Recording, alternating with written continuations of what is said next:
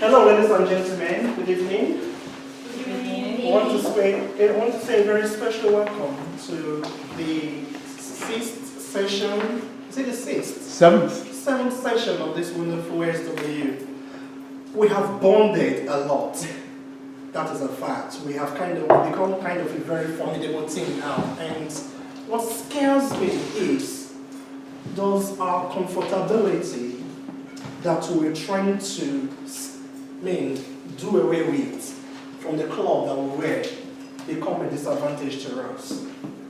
One of the reasons why we set up AFW is because we became very comfortable in our club, and we thought about going out to a place where we will be uncomfortable and see how much more we can do well in speaking publicly, in real public. But, however, since inception and to this day, does this team define that target? Or it doesn't? That is something that has been troubling me for a while now, so I just thought out loud. However, if you're given the opportunity to speak anywhere, just don't let this be a disadvantage to you, in as much as we became a team, but let it be an advantage that you have been able to practice. You have been able to stir your wheel. It is all about momentum. You started from week one, and you spin the wheel. And now you have been able to gather your momentum, the acceleration.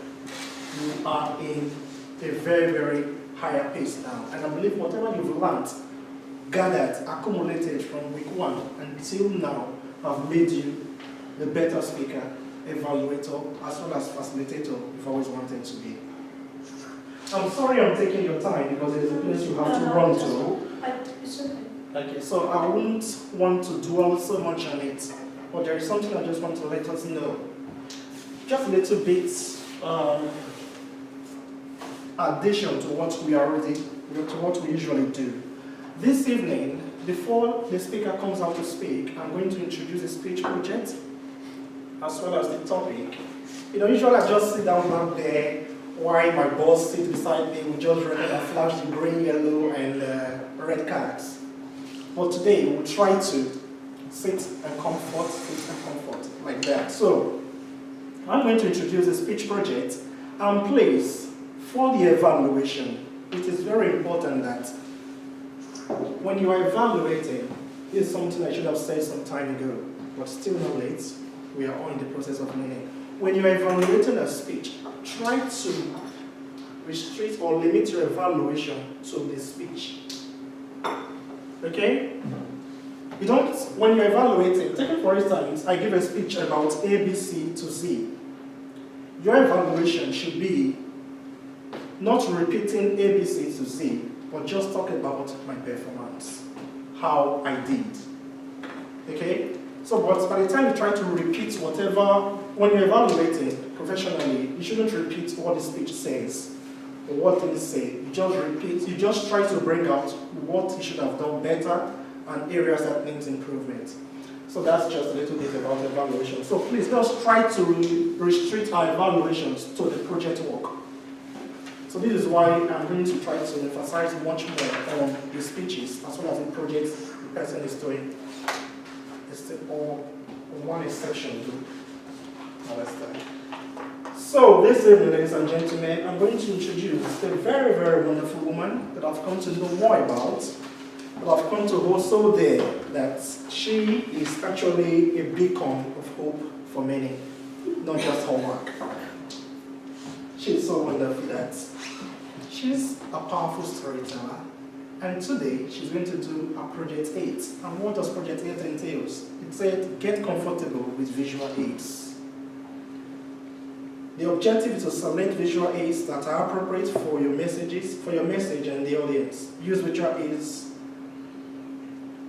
correctly with ease and confidence. And the speech is limited to 5 to 7 minutes. That's the time frame. Ladies and gentlemen, introducing this evening, Mona da Silva.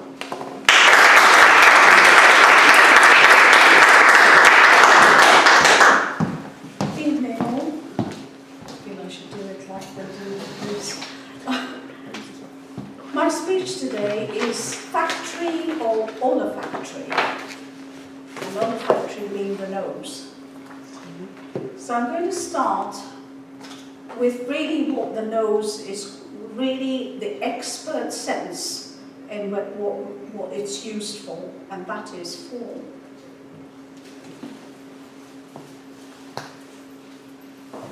perfume. So I'm going to take us on I have a secret to share with you. I actually hoard perfume and perfume bottles, but I shall go on, that will lead me to a journey of exploration. So the first perfume factory that was found was in about 2005. An Italian team found this factory in Cyprus, which was 300 cubic meters, quite massive, and they found evidence of jars having perfume. And the first chemist to put perfume together was a man called Tapati. I hope I've said his name right. So that's how, and it was noted in cuneiform in Mesopotamia. We go back to looking at how perfume was actually put together, and it was through a distillation process in India, where they got roses and actually had what they call the attar of roses. And it was about trying to keep it stable, so they mixed it with various wood oils, and argo wood was one of those, I think that's how you say it. But then what happened was it progressed to about the 6th century, and it was the Arabs that then built on that and actually did a chemistry of using various oils together with floral oils and herbal oils and spices to really produce a perfume that was more stable. And going on from that, really the modern day one has been started with the Queen Elizabeth of Hungary, and they used to call it Hungary water. And I'm thinking, Hungary water? You know, it doesn't. But she put alcohol in the perfumes, and that then started the process of perfumes being used. Going on from that, why do we need to have perfumes? Well, Queen Elizabeth that's Queen Elizabeth of England first. She would insist on the court and people around her going around with pomanders and having potpourri with petals with flowers and perfumes because of the smelly sewers and the gutters. So she didn't want any smells around her or the people, so they all had to carry these little things hanging from their waist, and started a fashion with that. And then going on to Paris and France, actually in the Renaissance, it was the French people with the gloves. They had what were called scented gloves, perfumed gloves. And when they kissed the back of the hand, it was the perfume that was, wafted through. So that takes us to a very interesting element about perfume as well. And that is about enticement. So we have perfume being used to entice people. And over here, we've got a picture of perfume as it's used. Bear with me while I get this through. Okay. So there we have it. This is the first one, which is a picture in Egypt of a clay slab with perfume actually being poured out with oil. And there we come to India, and a little bit of suggestive enticement in a Sanskrit painting. Okay. Going on from that, we know that we have to modern days looking at various icons, because it started with a message of having romance, and then we go on to it being about people or women or men representing things. So we have Marilyn Monroe here, supposed to be the icon of sensuality, holding Chanel. And then we have Nicole Kidman, again many years later, but with Chanel as well. And Marilyn Monroe used to say, "The only thing I wear in bed is Chanel." That gives you something about the sort of suggestiveness that transpires with perfume too. And going on from that, we have perfume that goes right the way back to Song of Songs, and the Hebrew Bible, and also the Christian Bible. And here we have Sheba, Solomon and Sheba, actually saying, "Let him kiss me with the kisses of his mouth, for your love is more delightful than wine. Pleasing is the fragrance of your perfumes. Your name is like perfume poured out. No wonder the young women love you. Take me away with you. Let's hurry. Let the king bring me to his chambers." And there you have the other element of perfume. And as you can see in modern day, that's what our perfume is suggesting too. A little bit of love and what's to come. It wasn't long before, as you can see, the Song of Songs, Solomon was wearing perfume, and it's not long before we get to perfume being used by men. Actually, it was called eau de cologne at the time. Some of you might remember Old Spice and Brut. Anybody here more Brut? Okay. Well, this is our new version now. That's what we've got. Now, is this about the perfume, or is this about the suggestion for bloke, or what a bloke wants to be like? And sporty. Who's that? Beckham. Okay, so it's starting to be images and what they define. However, forget all that. For me, perfume is more than that. And this is a collection of what I have hoarded or what I treasure. And it's really some of the designs that come with it. This is the Dali one version of the nose and the mouth. And I did say olfactory, which is nose. And I like this one because it's got the nose and the lips and just that. And I got that a long time ago in Paris when Dali they did a whole range. So that's something I like simply because of the arty design. And then you have cute little things like this, with Miss Dior and little Miss Dainty, sweet little young one. But what I really like are these tricky things. You see that crate? And then you open it up. And there we have a little bottle with a lady in there. So it's little things like that that really make it so interesting. I've got a men's perfume here, Mont Blanc, the policeman's hat, but in a perfume. And again, Gaultier there. So you can see I've had all the different sizes of his little feminine form activated there. But my delight is this one. Look, a latest acquisition. And finally, what I have to say to you is, at the end of the day, the perfume comes from a factory. A factory long ago to where we are here. But do we actually think about the factory? And seeing as it's Christmas, look at this one. I've kept it for a few years. Okay. So there I pause to you. There's some things that are very sentimental to me too. This is perfume that was my mother's, and it always reminds me of her. So it's used empty, but it's precious. And this is my most precious possession. Chanel number 5. I was given it when my first daughter was born. And there's a rose that I was given and the petals are still there. So that's what perfume means to me. So I put to you, is it a factory, olfactory, or is it sentimental? You decide.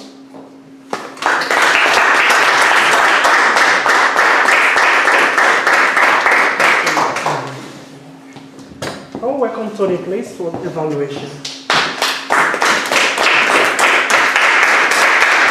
Wow, great selection of perfumes. Lovely story as well. We start with a recommendation. I've just made a few little notes in the book, and one of the first things that I kind of put is that I think, as fantastic as the visual aids are, from the position I was at there, I kind of struggled to see them. Especially, the kind of smaller items. I mean, what a selection. You've really kind of gone to town on this, and I really kind of commend you for that. I love the structure of the talk. I think your voice was really clear. Can I have some feedback from the audience, please? Is it right? I love the way that you ended without thank you. which is like the standard. You just finish with something strong enough that we knew it was the end of the speech. I love that. And extra points for the sexy visual aids. And the only recommendation would be you use your mobile phone and tablet, and I was confused why it's not everything in one or the other. Why I was just a little bit confused in my brain, like maybe just use one so it's less distracting. But it was great. Anyone else? Yes. Yeah, I really loved that talk actually. I thought it was really interesting learning about the history of perfume. The only suggestion I could think of, which ties in I think to what Tony was saying, was I also found it hard to see what was actually on your tablet. So what you might have been able to do is actually just sort of walk down the aisle whilst continue presenting. It's the only thing I can think of. Really great talk though. Anyone else? Yeah. Oh, sorry. No. Okay. I really like how you prepared the speech. So from history to actually to yourself, to your own collection. And I think that really suits to your speech, to the visual eyes. So I've got no recommendation because I was sitting here so I could clearly see everything. So but very good. Can I just say one more thing before I ask if anyone else has anything to offer? I couldn't see the logic. You were kind of stood here, and then you were kind of going backwards. Whereas if this had been kind of here maybe, it would have been. Do you know what I mean? I don't know. I just think it was. I think you could improve. I think that the selection you brought was fantastic. I thought the story was fantastic. The structure was fantastic. I thought it was really, really good. Can I just ask one question? This has really, really been, finicky. When was the first perfume factory? That was 4,000 years ago. Oh, great. Okay. Did I not say that? Probably. Well, I heard 2005, and I'm thinking. No, that was the archaeological dig. Yeah, I should have said 4,000. Yeah. Because I thought it's really, really finicky, but I knew. No, you're right. Yeah. Yeah, Jeremy. I thought there was actually two talks in there. You did the history of perfume, again, very factual, very sort of well presented. And then you talked about what perfume means to you. And that's when you really came alive and you started telling us about the memories. This is one where I got when my baby was born. Yeah? And I think if you'd actually done that latter one, that would have been really, really impactful. Just focused on that bit. Just focused on what perfume means to you, and then just sort of, this one, tells me about when I got married, or this is my mum's perfume. That's a really great point. I think two things, Jeremy and Alice have kind of highlighted what I would like to kind of say, or what I wish I said at the start. If you'd walk down, just briefly, with them, yeah, and just kind of display them as you're talking, and then walk back to here, as opposed to all the way up here, I think it would be so much more powerful. And Jeremy's, I mean, this is what marketers sell, isn't it? They sell the kind of experience, they sell the emotion. And I think the latter part of the story sold exactly that. I also had little samples for perfume in my bag. What did get out? That's true. I had them in here. Oh dear. Yeah, look. Oh yes. Has anyone else got any other comments? I'm glad you walk with the sexy guy. Yeah. You walk with the one you need to walk. Yeah. Well done. Thank you.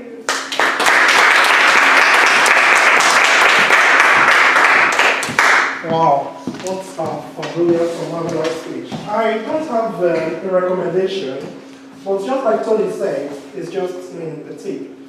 Because she already has it set up here, then you should have spoken from here. Yeah. Okay? Since you can move that, so there's no need to come to try to get toward the audience.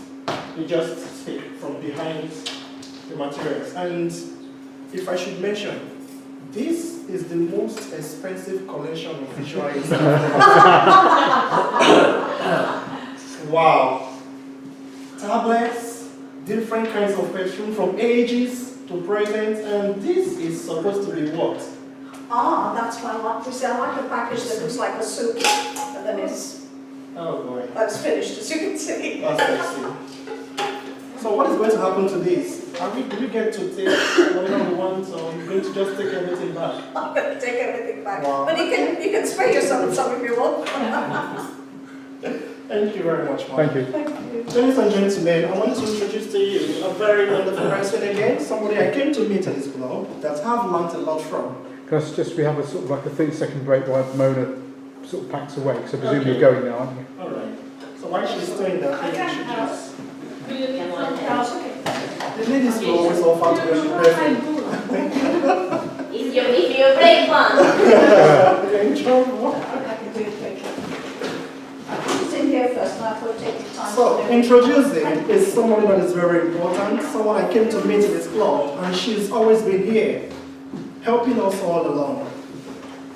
She's finished her content communication manual in a very, very flashy way, and now she's doing an advanced communication, bronze. Today, she's skipping project 3 to do 4. I think you can do that with your advanced communication. So today, she's doing project 4. She's going to read from a book. I've not seen that before.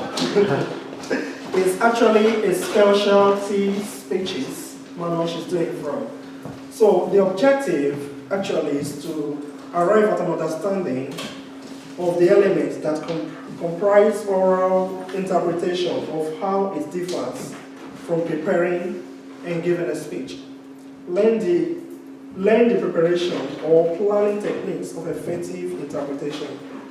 Learn the principle of presentation and develop skills in interpretive reading with regard to voice and body instruments of communication.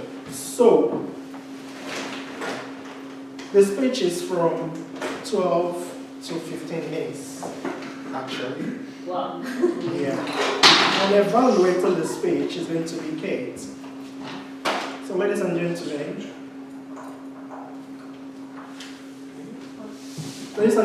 introducing with a round of applause, Sophie.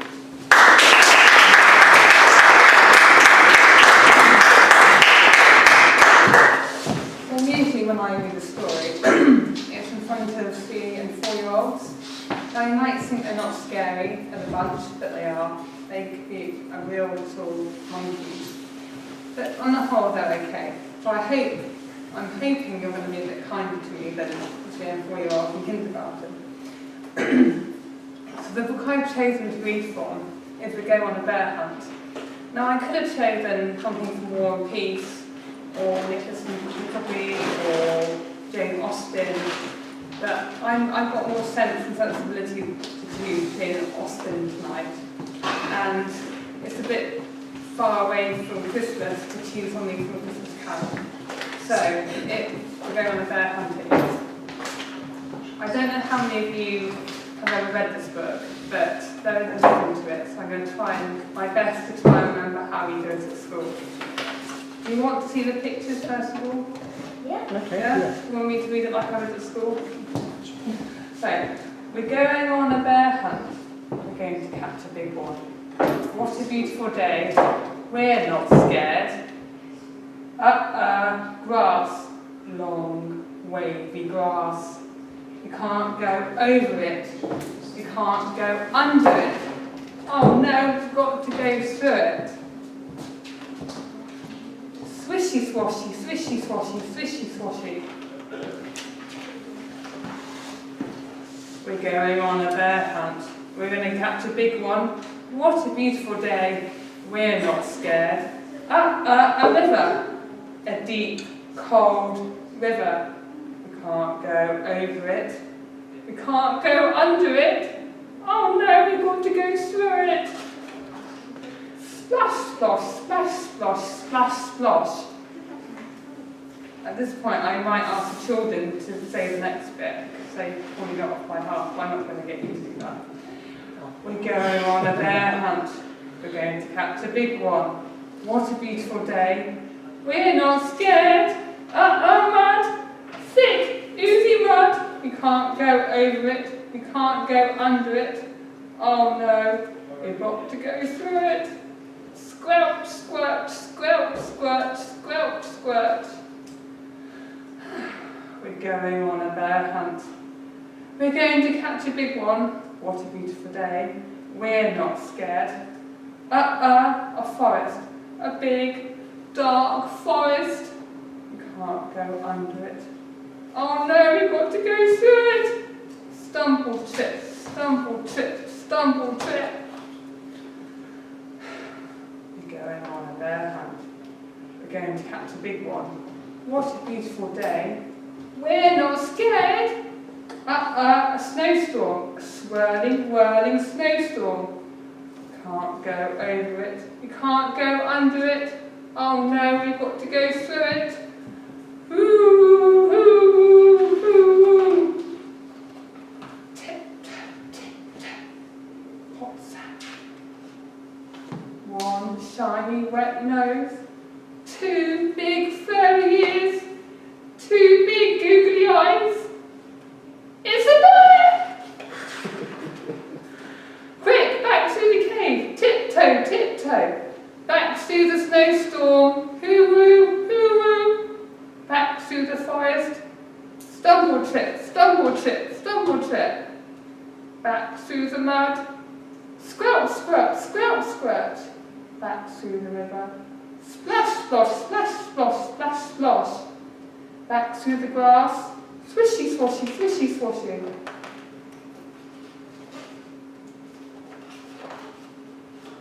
Get to our front door. Open the door. Up the stairs. Oh no, we forgot to shut the door. Back down the stairs. Shut the door. Back upstairs. Into the bedroom. Into bed. Under the covers. We're not going to go on a bear hunt. Again. Thank you.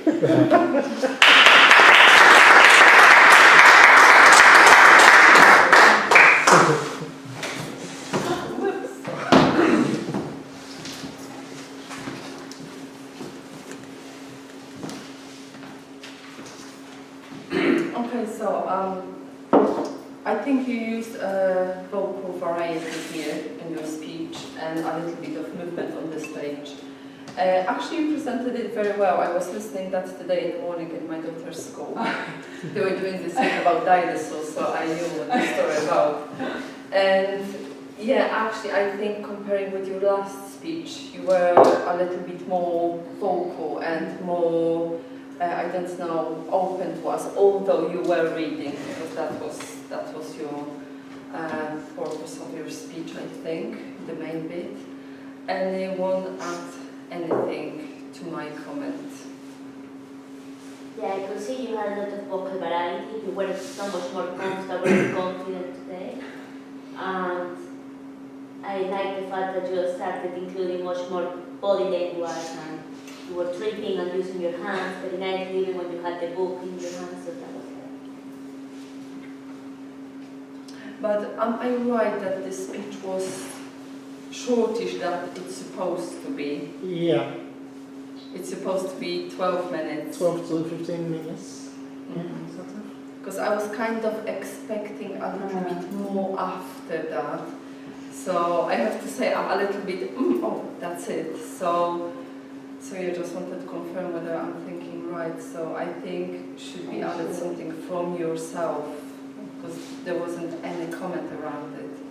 So that would be my recommendation. Yeah, I really, really enjoyed your speech.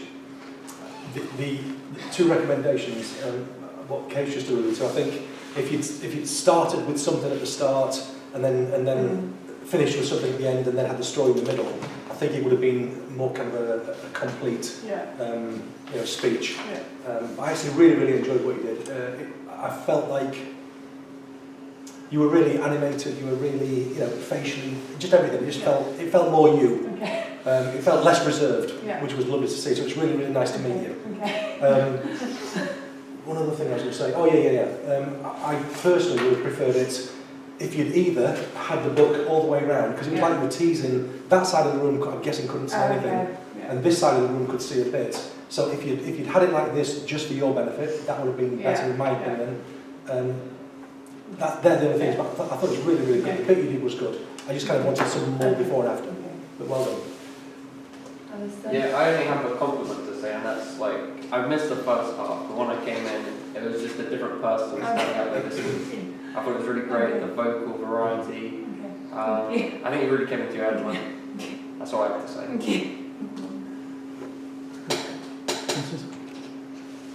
I'm not commenting. I enjoyed the story. And I think if my little girl was here, she would have enjoyed it more. Because she loved books for the age of 2. And I mean, just listening to the way you dramatized it, right from the beginning to the bear hunt, and as well as the, oh my God, it's a bear! The eyes, they climb up the stairs and everything. No more bear hunt again. I think she would have loved it. She will see the video though. Well done. Okay. Okay, so that's everything. Thank you. Oh, I'll just say one thing. Yeah. Yeah, I was enthralled with it. It was a really lovely story. It brought your personality out, as Tony was saying. And I agree with Tony's comments. It wasn't really a speech. It didn't have a point to it, and it sort of needed an opening and a closing. Yeah. And one other recommendation I would suggest is, like Tony pointed out, the book, we couldn't see it. So if you could actually show the book around, just take pauses. Yeah. Just take the pauses and then sort of read a bit and then just show a bit more and read and show. Yeah. But again, that was probably one of your best speeches. Wow. Yeah, because again, it just captivated you. That was excellent. Thank you. Thank you, Sophie.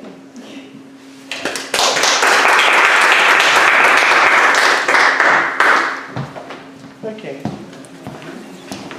Coming from loads of perfumes and going on the bed, we'll go to project 6. The first day I met this wonderful lady, we spoke about an introduction, and she told me that she is a photographer. I said, seriously? She said, yeah. And I said, we're kind of looking for a photographer, somebody who can just come take up shots so that we'll have a library of photographs. And she said, how will you do it? From the very first day she came to the club. It has been a delight having you among this wonderful club. Ladies and gentlemen, today is all about vocal variety, and she's doing project 6. We want to hear your voice. We want to see the range of your voice, how high it can go, how low it can be, or how monotone you want to make it. And the project work is restricted to 5 to 7 minutes, and I know therefore we're going to definitely enjoy you as we always do. Introducing Kate.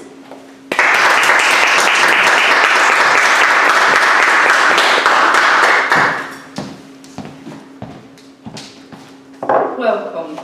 My today's speech is about how gratitude can change your life. What actually gratitude is?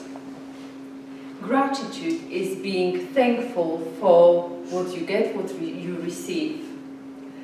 And I'd like to tell you how you can use gratitude in your life and actually how you can make it as a habit.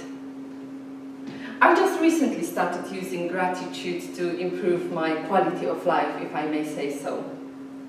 Because I have to say, I'm not a very happy person straight away in the morning.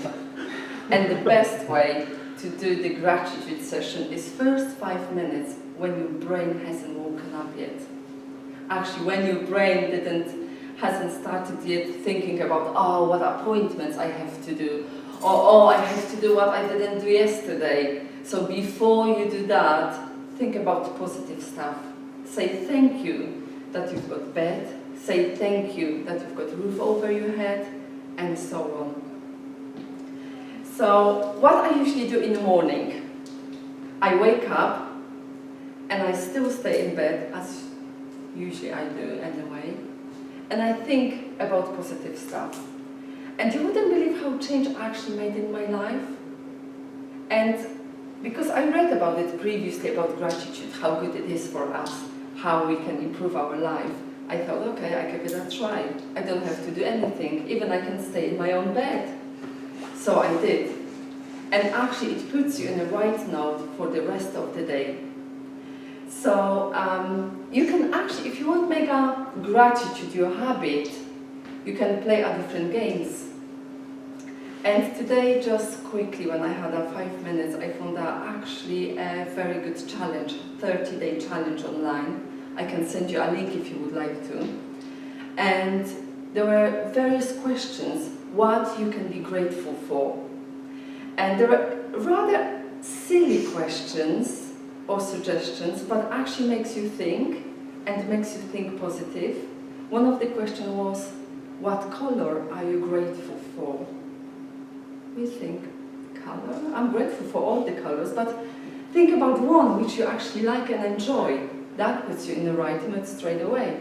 Or what fruit are you grateful for? I'm grateful for oranges. Can you imagine life without oranges? I can't. And another thing which you can actually use gratitude for in your life is as a little tool. For example, if you've got someone in your life who you don't actually get on with, there are people which we just don't cooperate, we just clash straight away. And let's say you work with that person, you have to be with the person on a daily basis. Try thinking in a positive way about the person. Try come out with 5 things which you think the person is good at and you're learning from the person. You will notice, I guarantee, you will notice that you've got different attitude toward the person. It won't happen after first time. Do it from time to time. Even if there's an uncomfortable situation, we all can learn, for example, from argument. We all can come out with some kind of lesson for ourselves. So today when I was driving here, I did a little gratitude session for myself. So I don't do it only in the morning, I just do it when I'm going somewhere. And the little sessions actually helped me to put my busy mind, my kind of shaggy thoughts in order. So as Alistair once said, we can do mindfulness, we can do meditation, not very safe when you're driving. And so I did a little session of gratefulness.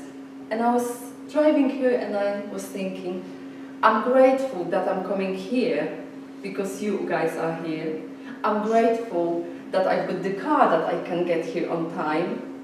I'm grateful that I've got someone to stay with my kids at home. Unfortunately, it's my partner. I mean, unfortunately for him. And I'm grateful that I've got such a busy life that I can't really be bored. So please think about it and maybe start doing it for yourself and see the change. Thank you.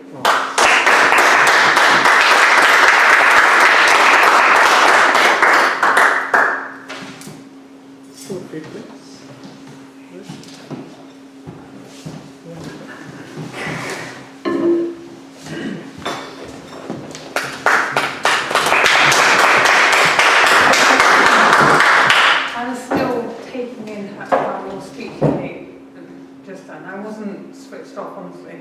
Well, what a great speech. It was really uplifting. The second week we've had a topic of gratitude. I remember last week you did a talk on gratitude and you went through the alphabet. So this was a different approach, but it's still sort of really uplifting when you talk about mindfulness and not being when you're driving. I catch the bus, so I could try it on the bus on the way to work.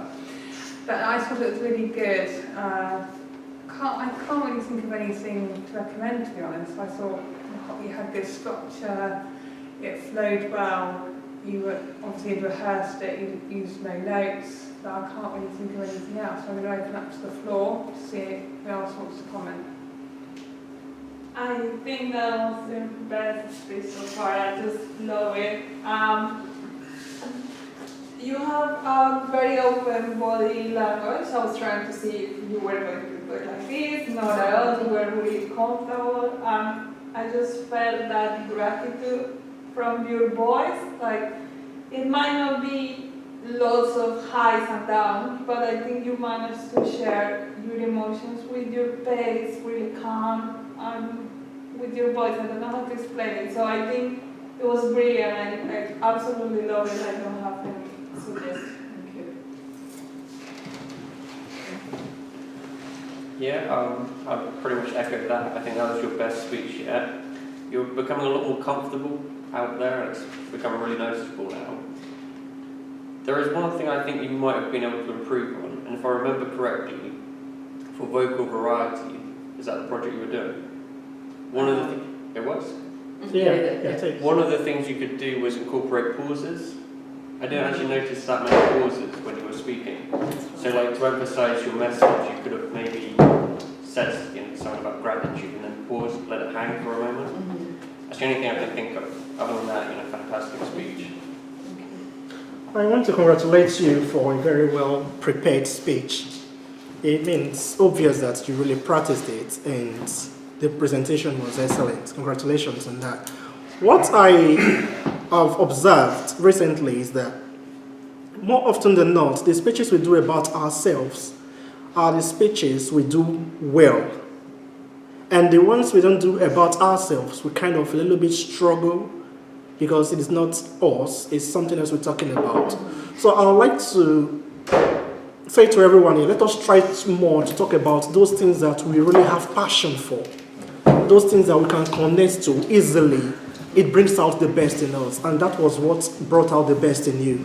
Because you were really grateful for something. It shows it, and it shows that you have been doing this practice for a while now, being grateful for things like colors, and and you just came here and told us about you being grateful, and it showed through your presentation.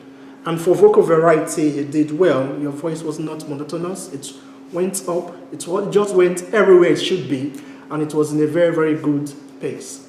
Congratulations. Please. I think it was your best speech yet. I thought it looked natural. Your gestures, I stopped noticing your gestures, they were that good. They weren't contrived, they were just relaxed and flowing. And I love your outfit, by the way, that's totally separate. But you gave me warm, I didn't know what to expect today. Do you know the nice thing, Kate, as well for me, was literally as you left your chair, you looked confident on the way up. Yeah. You finished your speech, you looked confident on the way back, which I know is one of my kind of things, but you did, honestly. You owned it. I know it's a bit of a cliche, but love the content. It looked authentic and congruent. And as Tony said, absolutely echo that. I just thought it was brilliant. I really, really enjoyed it. Yeah. I took actually on board your last comment about that the speech starts when actually you're coming out to the stage. So yeah, thank you. Well done. Anyone else? No.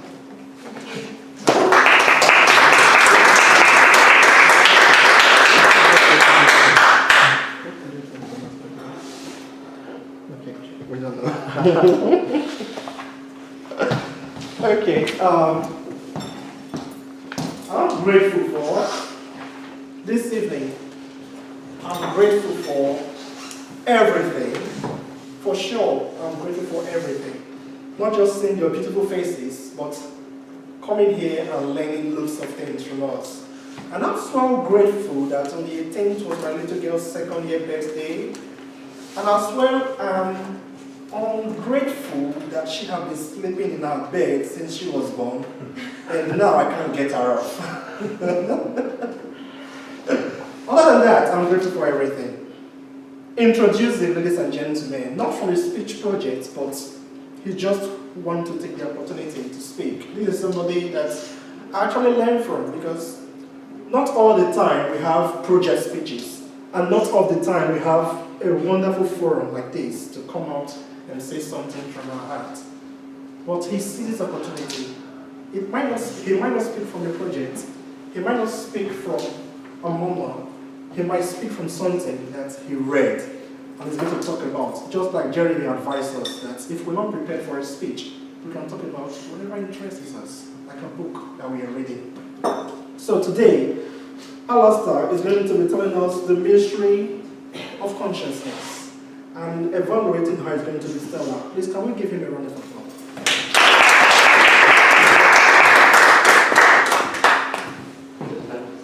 Should I take those notes? I'm going to keep them there and try not to use them.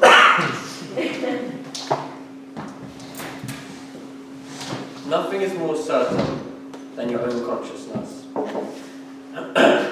We might be living in a computer simulation, or everything around you might be a figment of your imagination. But there is one thing you can always be certain of. Right now, you are conscious. A lot of the times we take our consciousness for granted, but there's actually nothing else in existence quite like it.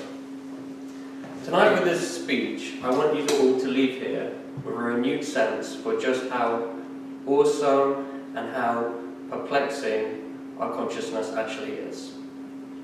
I'm going to start off by defining consciousness as the ability to experience subjectivity. Our consciousness allows us to have thoughts, feelings, emotions. Right now you're all looking at me, and I appear as an image within your minds. This is a very obvious observation, but the walls and the floor are not conscious. They don't have an inner world. Consciousness actually exists on a spectrum. At the very basic level, it's the definition I've just given, to experience subjectivity. But on a more higher level, there's also self-awareness. And what I've noticed is when I talk to people, there's a tendency to conflate self-awareness with consciousness. So it's actually a definition that's very satisfying to the human ego. We think if a life form is self-aware, like ourselves, that's the only real consciousness. But that's not true. There's actually a really interesting experiment scientists have done called the mirror test. And that's where they get a whole bunch of different animals in front of a mirror, and they'll draw like an X on their forehead. And only some animals are able to recognize they have an X on their forehead. Most animals fail this test. Even dogs fail this test. Now, that means they're not self-aware, but they're still conscious. Some of the animals that have passed this test include elephants, chimpanzees, dolphins, and very surprisingly, magpies.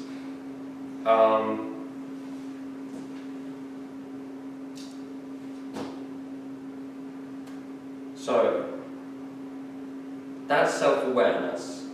And the interesting thing to note is that even though we're self-aware, chimpanzees are self-aware, and dolphins are self-aware, humans seem to have an even deeper level of self-awareness. And that's probably because of our language. With words, we're allowed to have deeper nuances to our sense of self.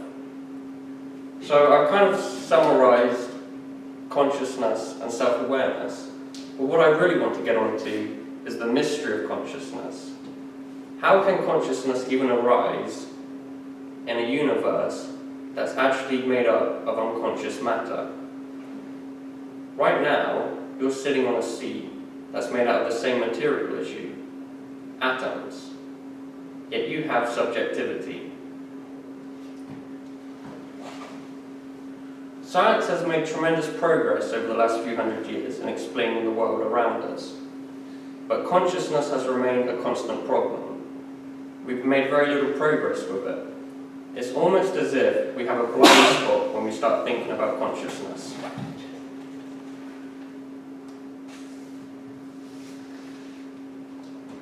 Out of interest, who here thinks consciousness is separate from the brain? By show of hands. And who here thinks consciousness is dependent upon the brain, that it can't exist without it? Okay, so that's interesting because you both put your hands up for the existing without it. So, where am I going with this? What I'm trying to emphasize is that consciousness is very mysterious. And if you were to cast your mind to just after the Big Bang, all that exists is particles. And we know they gradually clump together to form stars and galaxies. Now if you just let that image hang in your mind for a moment, is just particles, stars, galaxies. At no point does it look like consciousness would ever emerge from that. And yet it has. Darwin once said, life is the struggle for existence. Consciousness doesn't really seem to help us with that though.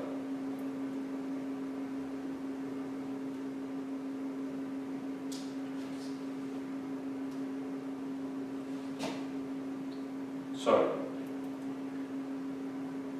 in this talk I've sort of defined what consciousness is, what self-awareness is, made a distinction between the two, and I've tried to emphasize just how mysterious consciousness is that it even came about. The point about Darwin, which I sort of left hanging there, was that when you look at consciousness from the framework of survival, it doesn't really seem to fit.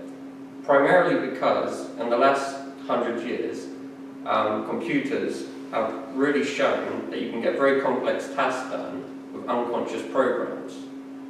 From that standpoint, it's not really clear why consciousness should actually ever evolve. I don't actually have an answer to any of this. I just sort of wanted to just get everyone thinking again just about how amazing it is that we're conscious, we have self-awareness, and with words we can also paint a world of our own meaning. I think it's a very rare thing, a very, very special thing to have. I'm going to leave you with one final thought. Our DNA probably knows how to generate consciousness. Babies are born every day and they come with consciousness. To get a bit philosophical, you've all been walking around with the answer inside you. If only we could better understand the language of DNA, we might be able to solve the mystery of consciousness.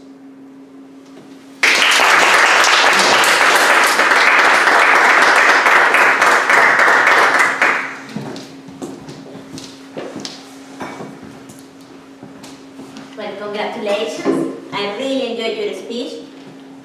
The main thing that I wanted you to do, to be honest, was not to look at the notes. And I'm very proud that you didn't. And I actually thought that you made so amazing salvadas. Like you saved it amazingly many times.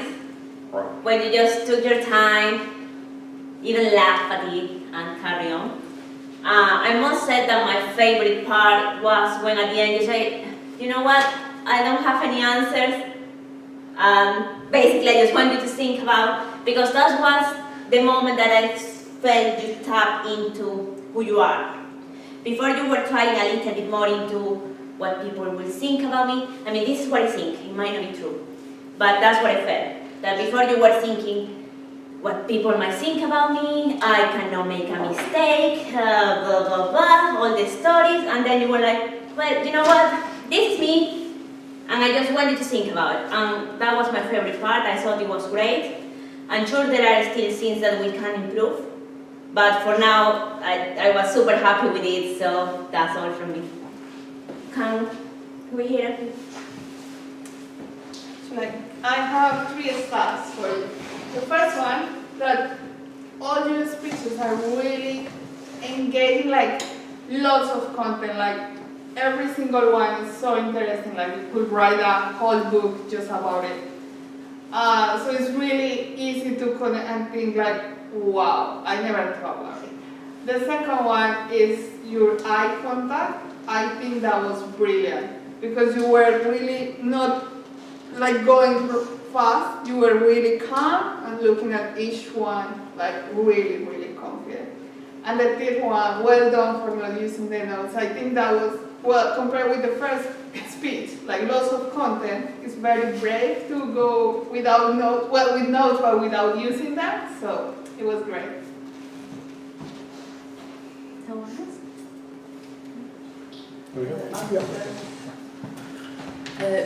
Very good speech.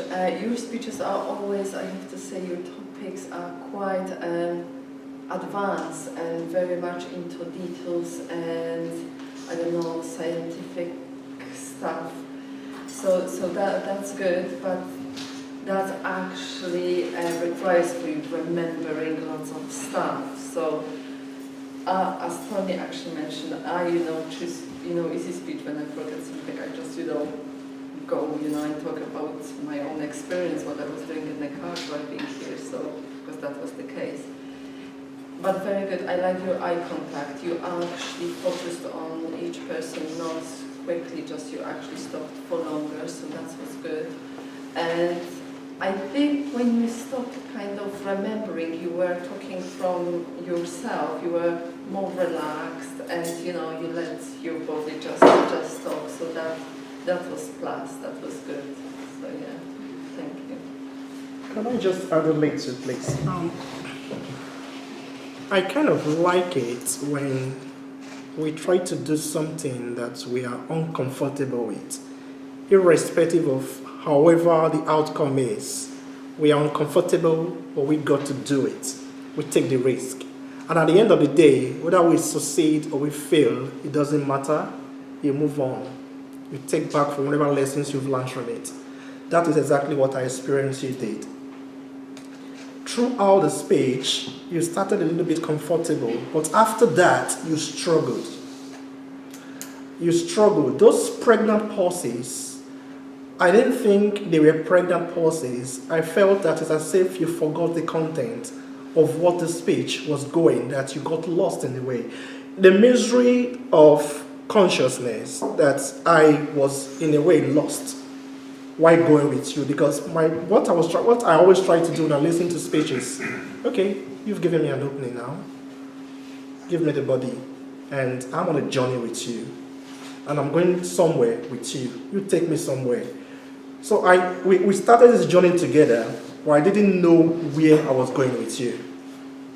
However, we came to a conclusion that we never planned. Yeah, just that one. So what I'm trying to say in essence is the fact that as much as possible, can you try to make your topics simple? Simplicity is just brilliant. You can talk about just in your content, the speech is so big that you just chipped into them. It's very academic. Just like what she said, you can write a book from everything you always talk about. So if you can make your speeches very, very simple, you just take an item, you can put points, and you go to your conclusion. Just from A, B, C, D. And with that, you'll be able to practice because you've got points to practice on. Then you won't need the notes to rely on. And as much as possible, it's just my recommendation, try to make your topics simple. Yeah. I must say though, sorry, I disagree with that. I was actually thinking when I was sitting there that you have the ability to make complex content sound easy. You might have had moments where you jump into points and it wasn't straightforward, but obviously that was because of the lack of notes, I would say. But I actually was thinking when you did it that you have the ability to simplify stuff that probably aren't that simple. And I was actually very happy with your use of language. Because even though I try, even in Spanish where I have a very rich vocabulary, I always try to speak in a simple way so that everyone can understand. But someone is refreshing to listen to words as like perplexing, because it allows you to learn and to remember that they are part of your vocabulary. So I like not only your context, but the complexity of your vocabulary, if you want. I think it's part of your style and your personality, and that many people won't like that, but I hope you are not expecting to reach everyone. It's just a group of people. So that's it. I'll just say a couple of things.